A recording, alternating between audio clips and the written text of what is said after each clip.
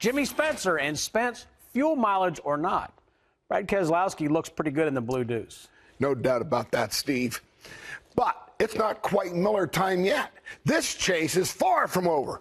But what about next year? Penske's making a change, and now it's not looking like such a good idea. Earlier this year, Penske announced the team is switching to Ford in 2013. Sounds like a solid move, right? Here's Roger talking about the decision way back here in March. The opportunity, though, to team with Ford and Ford One, to benchmark ourselves in the future and have the opportunity to work with the Roush Fenway team, which is a world-class team, gives us a great opportunity at 13. We haven't won this championship, so you got to keep changing until you get there.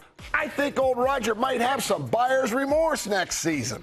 Let's take a look at how the Penske Dodge has fared versus this Roush with their Fords in the first 3 chase races. Chicago, BK drives to the win. Biffle finishes 13th, Kenseth 18th. Heck, even Sam Hornish's Dodge finished ahead of both Roush cars, 11th.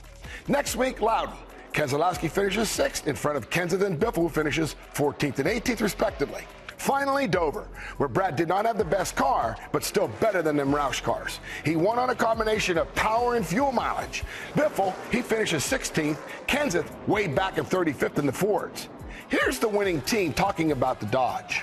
I like how, Roger has, great class and control of the situation to where everybody within Penske Racing knows that message that we're going to do the best that we can for them, as it runs out the year.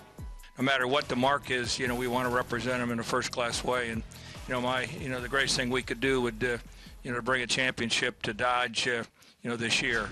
It would be nice for Dodge to go out on top, but it might be the bottom for the Team Penske next year if Roush doesn't get his act together.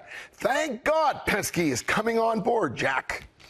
No crying towels, no cigar awards? No, I'll tell you something. I enjoyed the race at Dover. I feel the 18 and 11 probably should have got crying towels because, boy, that was very frustrating for those guys. It sure was. All right, good stuff, Spence. We'll see you on Thursday. Well, they didn't even need a crying towel. That ain't fair. I should have gave them a cigar award, but they came up short.